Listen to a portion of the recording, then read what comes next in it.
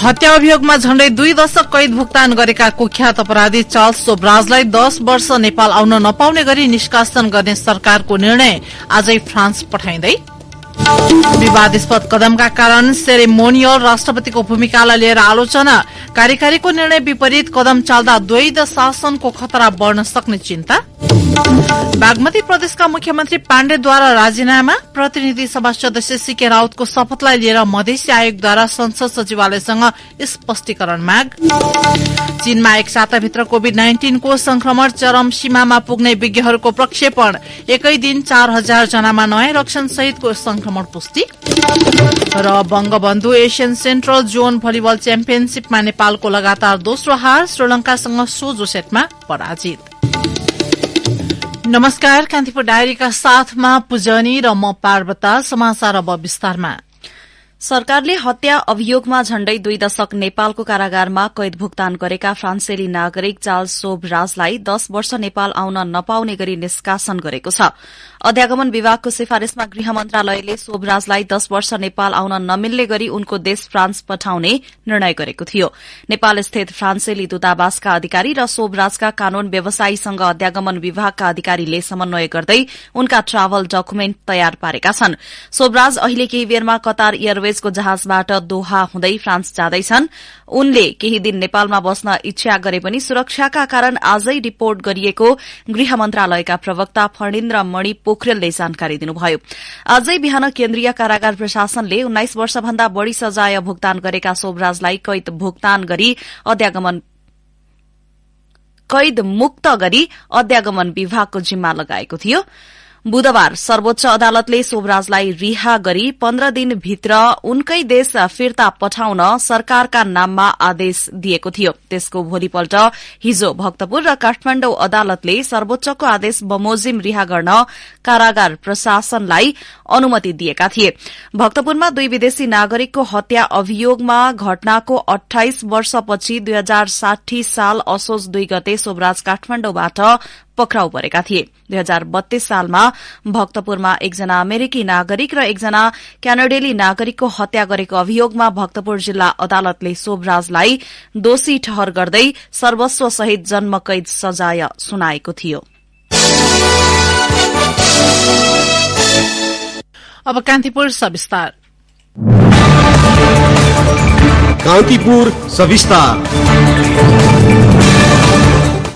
नेपालको संविधानले सेरेमोनियल राष्ट्रपति र कार्यकारी प्रधानमन्त्री रहने शासन प्रणाली अवलम्बन गर्दै आएको छ। तर सेरेमोनियल राष्ट्रपतिका कतिपय कदम संविधान विपरीत भएको भन्दै राजनैतिक वृत्तबाट आलोचना बढ़दै गएका छन्। संघीय संसदको दुवै सदनबाट पारित भएको विधेयकदेखि सरकारले ल्याएको अध्यादेश रोक्ने वर्तमान राष्ट्रपति विद्यादेवी भण्डारीको कदम नै विवादमा पर्दै गएको छ।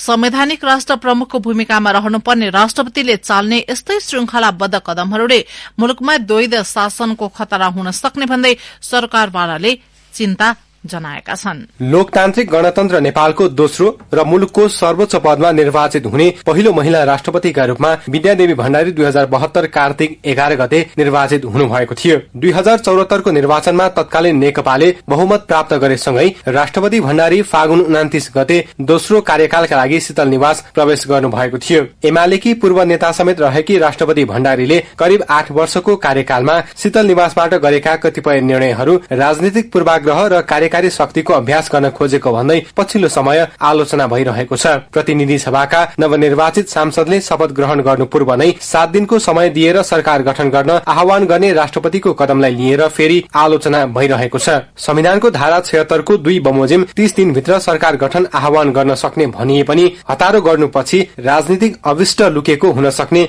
कतिपयको तर्क छ।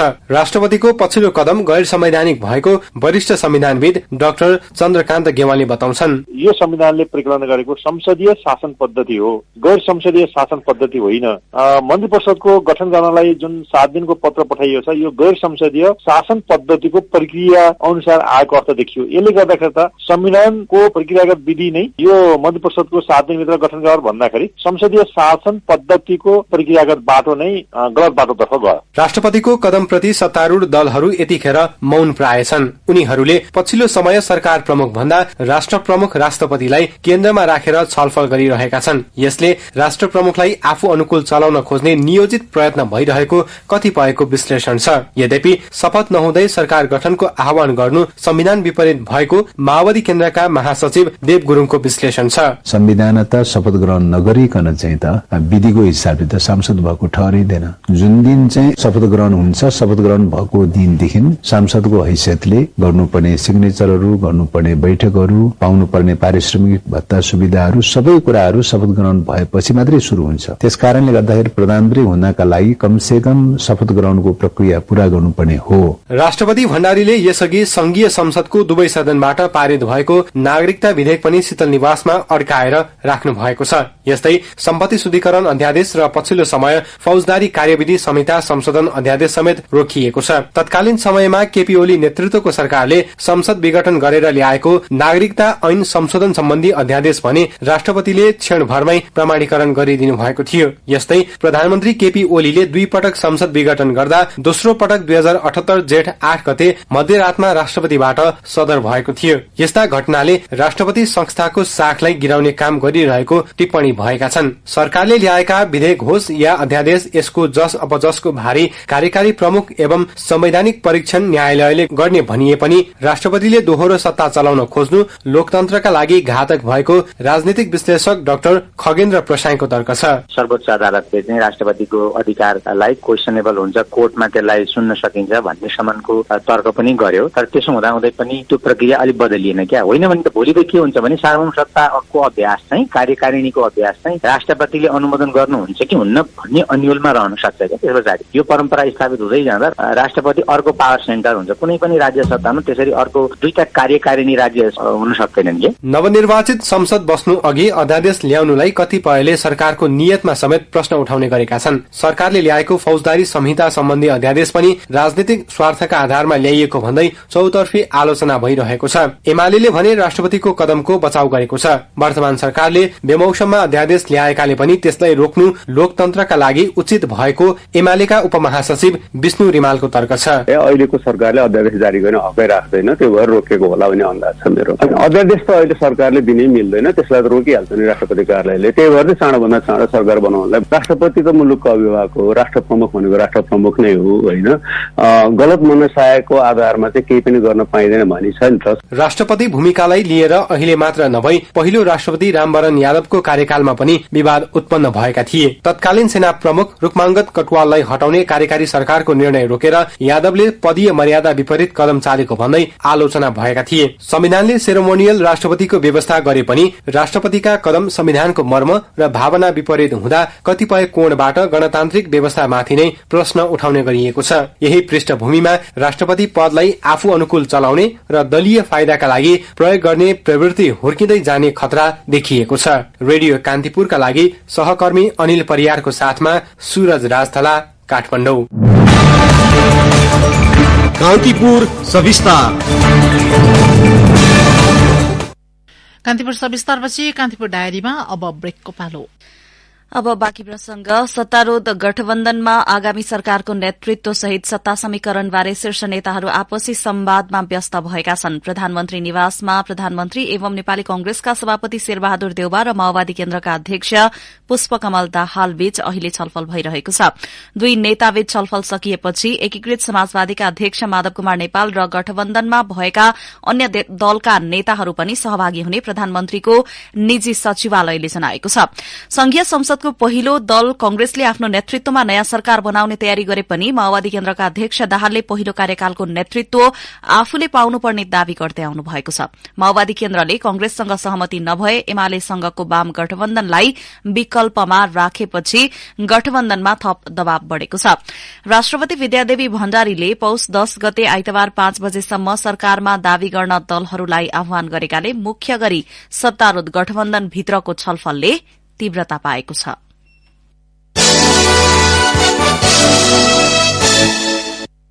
बागमती प्रदेशका मुख्यमन्त्री राजेन्द्र पाण्डेले पदबाट राजीनामा दिनुभएको छ। प्रतिनिधि सभा सदस्यको शपथ लिएको भोलिपल्ट पाण्डेले मुख्यमन्त्रीबाट राजीनामा दिनुभएको हो। कानूनविद र प्रदेश प्रमुख यादव चन्द्र शर्मासँगको परामर्शपछि उहाँले राजीनामा दिनुभएको हाम्रा सहकर्मीले जनाएका छन्। पाण्डेले हेटौडा 10 स्थित प्रदेश प्रमुखको कार्यालयमा पुगेर राजीनामा बुझाउनु भएको थियो। एकीकृत समाजवादीको उपाध्यक्ष समेत रहेका पाण्डे 2078 कार्तिक 11 गते मुख्यमन्त्री हुनुभएको थियो। संविधान अनुसार आफूले राजीनामा दिनुपर्ने अवस्था नरहे पनि प्रदेशसभा सदस्यको शपथ र सरकार निर्माणका लागि आवश्यक वातावरण बनाउन राजीनामा दिएको पाण्डेको भनाइ छ। यसैबीच बागमती प्रदेशका नवनिर्वाचित सांसदहरूको शपथ पुस 14 गते बिहिबार हुने भएको छ। सर्वदलीय बैठकले पुस 13 गते प्रदेशसभाका ज्येष्ठ सदस्यको शपथ गरी भोलिपल्ट सांसदहरूको शपथ गर्ने निर्णय गरेको हो। माओवादी केन्द्रका सांसद रामप्रसाद ढुंगानाले ज्येष्ठ सदस्यको हैसियतमा सांसदहरूलाई शपथ गराउनुहुनेछ।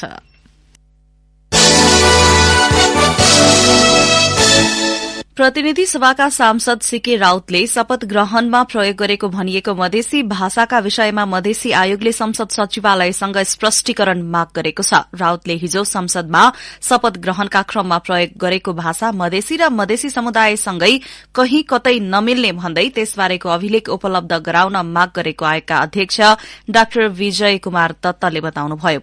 रेडियो कान्तिपुरसँग कुरा गर्दै अध्यक्ष दत्तले सांसद राउतले प्रयोग गरेको भाषा मधेसी आयोग तथा सरकारी सूचीमा समावेश नभएकाले अन्य भाषाहरूमाथि समेत नकारात्मक प्रभाव पर्ने बताउनुभयो।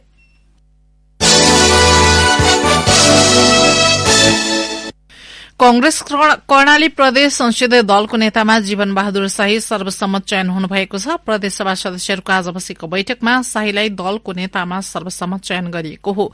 शाही हुम्ला प्रदेशसभा 2 बाट निर्वाचित हुनुहुन्थ्यो। शाही अहिले पनि कर्णाली प्रदेशको मुख्यमन्त्री हुनुहुन्छ। कांग्रेसमा संसदीय दलको नेता नै सरकारको नेतृत्वका लागि उम्मेद्वार बन्ने प्रावधान भएपछि दलको नेता चयनलाई चासोका रूपमा हेर्ने गरिन्छ।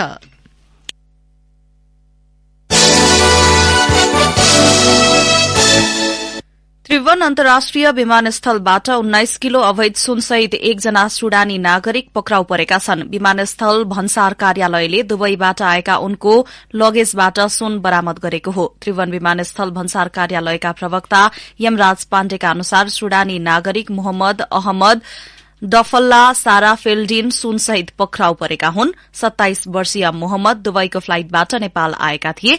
उनलाई अहिले भन्सार कार्यालयको नियन्त्रणमा राखिएको प्रहरीले जनाएको छ।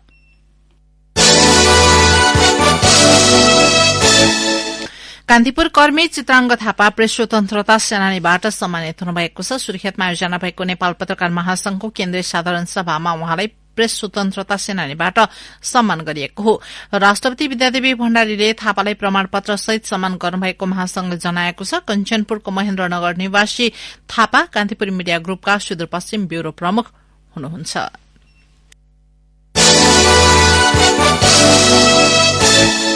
कान्तिपुर डायरीमा अब सुनसरी डायरीको पालो।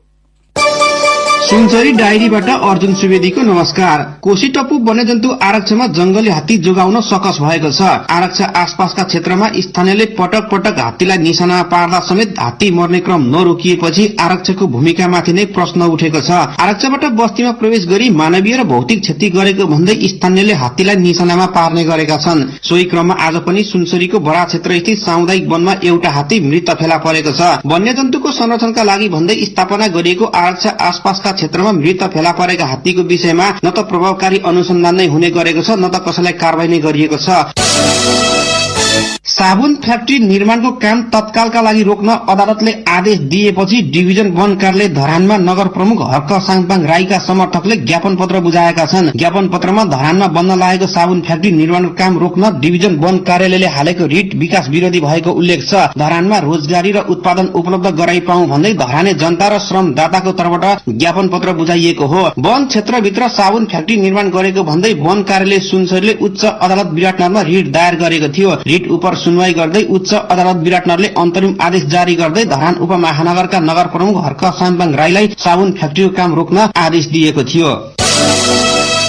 सुनसरी मोरङ सिंचाई आयोजना अन्तर्गत चतरा मूल नहरको मर्मतको काम शुरू भएको छ। सो नहरबाट 2 जिल्लाका हजारौं हेक्टर खेतीयोग्य जग्गा सिंचित हुने गरेको छ। 2 जिल्लामा सिंचाई हुने एकमात्र सिंचाईको रूपमा रहेको चतरा मूल नहरका विभिन्न स्थानमा रहेको पुल, कलभट तथा शाखा नहरहरू मर्मत थालिएको सुनसरी मोरङ सिंचाई आयोजनाले जनाएको छ। सुनसरी क्षेत्र अन्तर्गत खनार, एकम्बा, कालाबन्ज र शाखा नहर सीतागंजमा मर्मतको काम अन्तिम चरणमा पुगेको छ। यस्तै मोरङ अन्तर्गत बुढी खोला, बाहुनी, कसनी लगायतका स्थानमा समेत मर्मतको काम भइरहेको छ। सप्तकोशी नदीको कोशी ब्यारेजबाट आत्महत्या गर्ने क्रम बढेपछि सुनसरी प्रहरीले सो क्षेत्रमा विशेष निगरानी बढाएको छ। सुनसरीको भण्टाबारी स्थित कोशी ब्यारेज क्षेत्रबाट आत्महत्या गर्ने क्रम नरोकिएपछि प्रहरीले विशेष निगरानी बढाएको जिल्ला प्रहरी कार्यालय सुनसरीका प्रहरी उपरीक्षक प्रभु प्रसाद ढकालले जानकारी दिनुभयो। पछिल्लो 6 महिनाको अवधिमा कोशी ब्यारेज क्षेत्रबाट 3 जनाले आत्महत्या गरेका छन् भने सुनसरी प्रहरीले सो अवधिमा आत्महत्या गर्न लागेका 12 जनाको उद्धार गरेको छ। हवस् त सुनसरी डायरी आजलाई यति नै। अर्जुन सुवेदी बिदा हुन्छु, नमस्कार। जिल्ला डायरीपछि कान्तिपुर डायरीमा पुनः ब्रेकको पालो। कान्तिपुर डायरीमा अब बाँकी प्रसंग। 12 को महागढ़ीमाई नगरपालिका 2 भुतई पुल नजिक एक भारतीय नागरिकमाथि गोली प्रहार भएको छ। भारतको पिपरा गाउँका 45 वर्षीय शिव पूजन यादवमाथि गोली प्रहार भएको हो। जिल्ला प्रहरी कार्यालयका प्रवक्ता राजेश थापाका अनुसार छातीमा गोली लागेर घाइते भएका यादवको वीरगंज स्थित न्यूरो अस्पतालमा उपचार भइरहेको छ। मोटरसाइकलमा आएका 2 जनाले यादवलाई गोली प्रहार गरेर फरार भएका थिए। कान्तिपुर डायरीमा अब आर्थिक प्रसंग। सरकारले पर्यटन प्रवर्धनका लागि सन् 2023 देखि सन् 2032 सम्म नेपाल पर्यटन दशकको नीति अघि सार्दै रणनीति कार्य योजना तयार पारेको छ। कोविड महामारी पश्चात थलिएको पर्यटक व्यवसायलाई फेरि लयमा ल्याउन र पर्यटक क्षेत्रबाट देशको अर्थतन्त्रमा योगदान पुर्याउन सरकारले पर्यटन दशकको अवधारणा ल्याएको हो। एक रिपोर्ट।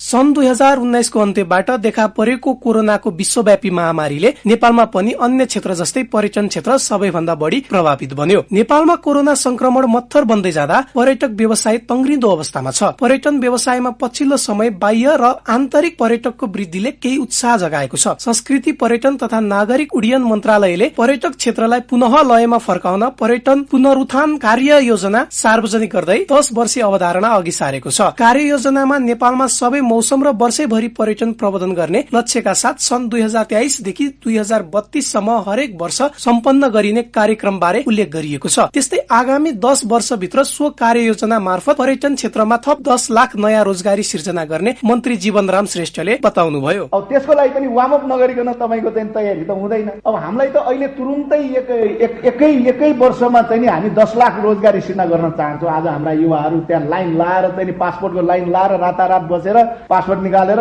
विदेशी आएको छ। तर पनि त्यो हामीले तत्काल ती कुराहरूलाई रोक्न सक्ने अवस्था बनिरहेको छैन। हाम्रो समग्र एउटा चाहिँ इकोनोमी र हाम्रा चाहिँ जुन खालको एउटा चाहिँ परिवेश यसले चाहेर पनि हामीले गर्न सकिरहेको छैन। त्यो गर्नै पर्छ, त्यो काम नगरी हुँदैन। पर्यटन क्षेत्रको पुनरुत्थान गर्दै आगामी 2 वर्षभित्र पर्यटन क्षेत्रलाई कोरोना संक्रमण काल भन्दा पूर्ववत अवस्थामा फर्काउन सबै तहका सरकारबीच समन्वय गर्नुपर्ने मन्त्री श्रेष्ठको भनाइ छ। उहाँले भन्नुभयो, यदि साँच्चै पर्यटनको चाहिँ विकास गर्ने भने एउटा ठाउँमा प्रत्येक प्रदेशमा 1-2 ठाउँमा फोकस गरेर स्थानीयले पनि प्रदेश सरकारले पनि केन्द्रले पनि त्यसलाई केन्द्रित गरेर चाहिँ अगाडि बढाउने हो भने हाम्रा 7 प्रदेशमा एउटा आकर्षणको केन्द्रहरू हुन्छ पर्यटक जाने र त्यसले आन्तरिक पर्यटन पनि विकास गर्छ र त्यसले वैदेशिक पर्यटनलाई पनि आकर्षित गर्छ र सँगै चाहिँ 12 महिना पर्यटकहरू नेपाल आएर घुम्ने एउटा स्थिति बन्छ। विश्वव्यापी कोविड महामारीका कारण विगत 3 वर्षमा पर्यटन क्षेत्र नराम्ररी प्रभावित भएको पृष्ठभूमिमा सरकारले सन् 2026 र सन् 2032 लाई भने भ्रमण वर्षको रूपमा मनाउने घोषणा समेत गरेको छ। 10 वर्षभित्र नेपालमा हरेक वर्ष 35 लाख पर्यटक भित्राउने लक्ष्य राखेको मन्त्रालयले नेपालका लागि विदेशी राजदूतहरूलाई सहभागी गराएर पर्यटन प्रबन्धन गर्ने अभ्यास सहितका कार्यक्रम अघि सारेको छ। रेडियो कान्तिपुरका लागि मनिष अधिकारी। नेपाल दूरसञ्चार प्राधिकरणले विद्युत प्राधिकरणलाई कार्यवाहीको चेतावनी दिएको छ। दूरसञ्चार प्राधिकरणले आज एक सूचना जारी गर्दै विद्युत लाइनको आपूर्ति काटेर इन्टरनेट सेवा अवरुद्ध पारेको भन्दै विद्युत प्राधिकरणलाई कार्यवाहीको चेतावनी दिएको हो। विद्युत प्राधिकरणले केही इन्टरनेट सेवा प्रदायकको विद्युत काटिदिँदा राज्यका धेरै स्थानमा इन्टरनेट सेवा अवरुद्ध हुन गई ब्याङ्किङ सेवा, हवाई सेवा लगायत अत्यावश्यक सेवा अवरुद्ध हुन पुगेको दूरसञ्चार प्राधिकरणले जनाएको छ। दूरसञ्चार प्राधिकरणले राज्यको अति आवश्यक दूरसञ्चार सेवा अवरुद्ध गर्ने जो कोहीलाई कानूनी कारवाही गर्न र यस्ता पूर्वाधारको सुरक्षा गर्न सम्बन्धित सबैलाई अनुरोध गरेको छ। हरेक समस्याको समाधान वार्ताबाट मात्र हुन सक्ने भएकाले आपसी छलफलबाट समाधान गर्न पनि उसले विद्युत प्राधिकरण र इन्टरनेट सेवा प्रदायक कम्पनीलाई आग्रह गरेको छ।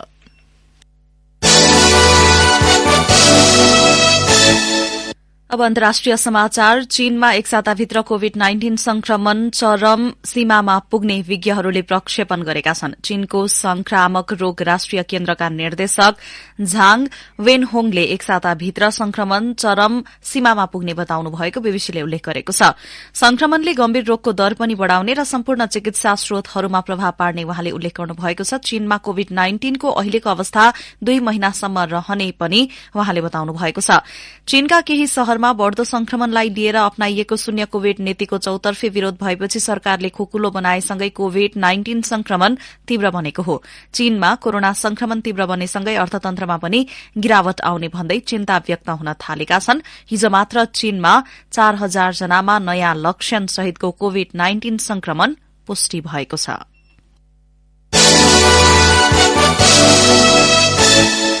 अमेरिका र क्यानाडामा आर्कटिक नामक शक्तिशाली आँधीका कारण जनजीवन प्रभावित बनेको छ। समुद्री क्षेत्रमा बसोबास गर्ने मानिसलाई सतर्कता अपनाउन आग्रह गरिएको बीबीसीले जनाएको छ। सो आँधी अमेरिकाको दक्षिणी क्षेत्र मेक्सिको सीमा र फ्लोरिडासम्म फैलन सक्ने पूर्वानुमानकर्ताले चेतावनी दिएका छन्। आँधी तीव्र भएपछि प्रमुख विमानस्थलले उडानहरू रद्द गरेका छन्। केही भागहरूमा तापक्रम -45 डिग्री सेन्टिग्रेडसम्म पुग्ने भन्दै सतर्कता अपनाउन आग्रह गरिएको छ। New York, Kentucky, North Carolina, West Virginia, Georgia र ओक्लाहामाका गवर्नरहरूले आँधीका कारण आपतकाल घोषणा गरेका छन्। विस्कन्सिनले पनि ऊर्जा आपतकाल घोषणा गरेको छ। चिसोका कारण नदीहरूमा बरफ जम्ने र प्रवाहलाई रोक्ने भएकाले पनि बाढ़ी निम्तने भन्दै सावधानी अपनाउन र अनावश्यक यात्रा नगर्न आग्रह गरिएको छ। अब खेल समाचार। बंगलादेशमा जारी Bangabandhu Asian central John under 23 पुरूष अन्तर्राष्ट्रिय भलिबल च्याम्पियनशीपमा नेपालले लगातार दोस्रो हार बेहोरेको छ। नेपाल आजको खेलमा श्रीलंकासँग 3-0 को सोझो सेटमा पराजित भएको हो। नेपाल विरूद्ध श्रीलंकाले 26-24, 25-18 र 25-17 को स्कोरमा जित हात पार्यो। नेपाल हिजो उद्घाटन खेलमा घरेलु टोली बंगलादेशसँग पराजित भएको थियो। च्याम्पियनशीपमा पहिलो जित निकालेको श्रीलंकाले 2 खेलबाट 3 अंक जोडेको छ। श्रीलंका पहिलो खेलमा किर्गिस्तानसँग पराजित भएको थियो। 2 खेल खेलेको नेपाल अंकविहीन छ। नेपालले अब भोलि किर्गिस्तानसँग प्रतिस्पर्धा गर्नेछ। राउण्ड रोबिन लीगका आधारमा हुने च्याम्पियनशीपमा नेपालसँगै आयोजक बंगलादेश, श्रीलंका र किर्गिस्तान गरी 4 टोलीको सहभागिता छ।